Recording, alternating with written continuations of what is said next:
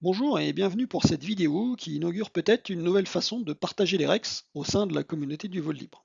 Je suis animateur sécurité au sein de la Ligue Occitanie et dernièrement j'ai pris connaissance d'un incident impliquant un pilote de parapente et une ligne haute tension exploitée par RTE. Pour ceux qui ne le sauraient pas, RTE est le gestionnaire du réseau de transport d'électricité haute tension en France. J'ai pu prendre contact avec le pilote, avec RTE et avec les pompiers pour discuter avec eux et récolter des informations sur le déroulé des événements. Avec l'accord du pilote, j'ai rédigé un retour d'expérience en limitant volontairement le support PDF à 2 pages. Vous trouverez d'ailleurs le lien vers le document dans le descriptif de la vidéo. Cette vidéo va me permettre de vous donner plus de détails, d'explications et de contexte pour faciliter l'appropriation de ce retour d'expérience. Les deux supports, vidéo et papier, se veulent donc complémentaires. Je vais découper ce REX en 2 parties.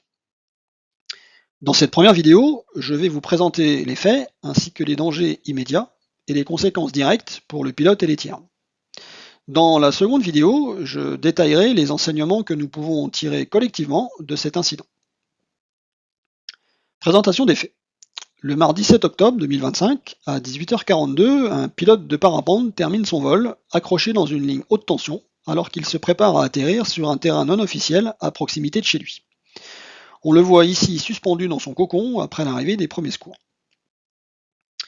Sous un angle différent, on a une vue d'ensemble de la ligne électrique.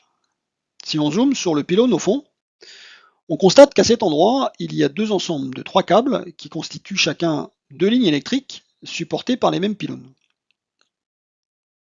La première ligne, en rouge, est désignée par RTE Saint-Lary Eguette 2, dans laquelle est accrochée la voile. La seconde ligne, en bleu, est désignée par RTE Saint-Lary Eguette 1. Les plus perspicaces d'entre vous auront peut-être remarqué un dernier câble tout en haut. C'est le câble de garde, il ne transporte pas de courant et sert de protection contre la foudre.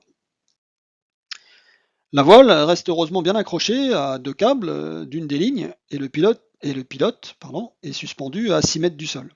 Il n'est pas blessé, il a son téléphone à portée de main, il peut donc contacter immédiatement le 112. C'est un élément essentiel qui permettra de déclencher l'intervention des secours dans les plus brefs délais. C'est le premier élément à retenir de cet incident, avoir toujours son téléphone à portée de main en toutes circonstances. On le verra par la suite, pour décrocher le pilote, une équipe de RTE devra intervenir sur place pour sécuriser les lignes.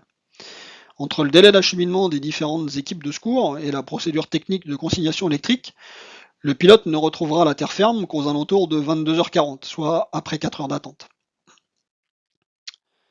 Quels sont les dangers associés à cette situation et quelles ont été les conséquences directes? Le premier danger, c'est l'électricité. La voile, en s'enroulant autour de 2 câbles, les met en contact.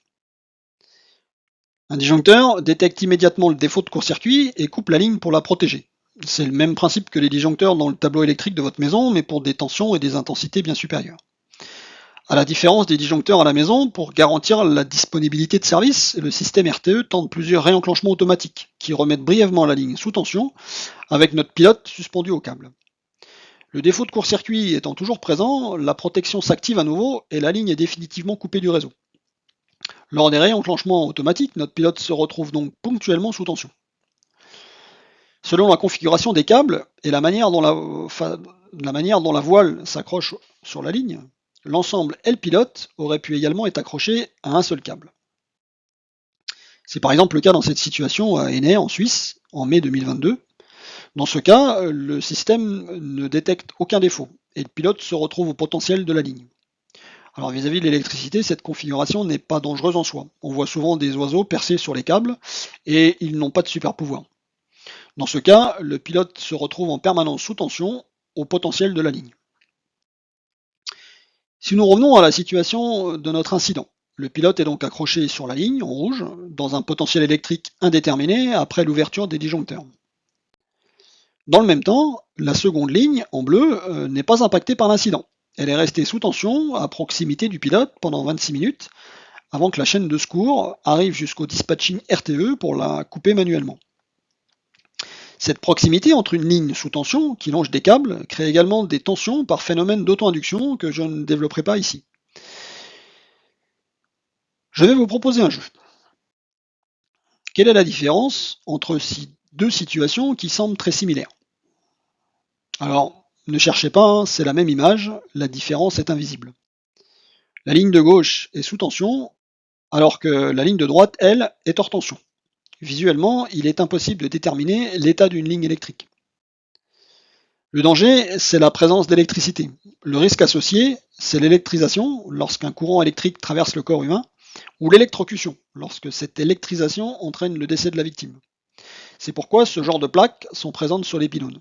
Les personnes au sol doivent rester à distance de tout élément potentiellement sous tension, y compris le pilote suspendu.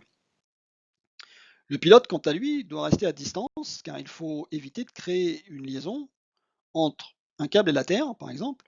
Si le pilote avait la possibilité de mettre pied à terre, il doit impérativement rester isolé dans sa sellette.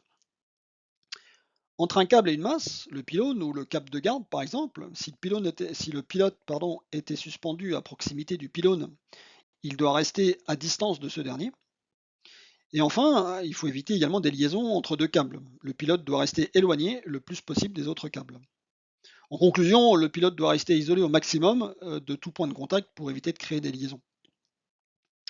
D'autant plus qu'avec la haute tension, il n'est pas nécessaire de toucher un câble pour que le courant circule, comme on peut le voir sur cette photo d'un technicien qui travaille sous tension. Le second danger, c'est la hauteur. Le pilote est suspendu sous son aile à 6 mètres au-dessus du sol. Les suspentes peuvent avoir été brûlées par l'électricité lors du court-circuit et se rompre. La voile peut aussi se décrocher sans signe annonçateur. Le pilote ne peut pas se sécuriser, comme c'est recommandé de le faire, en cas d'arbrissage. Les câbles sont composés de plusieurs brins, comme on peut le voir sur cette image, dont certains ont pu être endommagés par le court-circuit et donc diminuer leur résistance.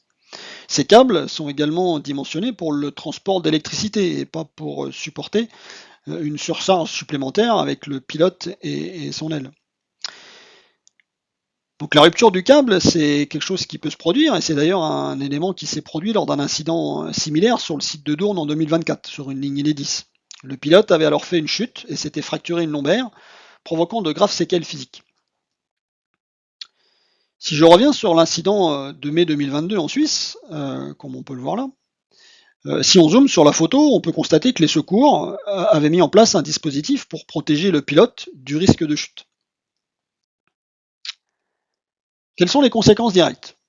La première, elle va concerner le pilote et elle est financière, puisque sa voile devra être réformée après avoir subi de nombreuses brûlures électriques lors de l'incident. C'est un des risques liés à l'électricité. Une autre conséquence financière, elle aussi, va concerner des tiers, puisque une ligne électrique haute tension relie généralement deux points entre eux, qui peuvent être des producteurs d'électricité, des postes électriques ou des consommateurs d'électricité. Dans notre cas, la ligne impactée est constituée de 6 extrémités du fait de la configuration des vallées et de l'historique de l'infrastructure. Cela aura une incidence sur le temps de procédure pour secourir le pilote. Mais ça a surtout une incidence sur la capacité de production de 3 centrales hydroélectriques dans 2 vallées qui ont été coupées du réseau pendant environ 16 heures et qui vont avoir donc un impact financier fort pour lesquels RTE aujourd'hui est en discussion avec l'assureur de la Fédé. Ceci marque la fin de la première partie de ce retour d'expérience. N'hésitez pas à me laisser un commentaire ou à poser vos questions, à liker la vidéo si vous aimez le format. Vous trouverez donc le lien du support PDF et de la seconde vidéo dans le descriptif. Je vous dis donc à très vite pour la seconde partie où je vous présenterai les enseignements à retirer collectivement de cet incident.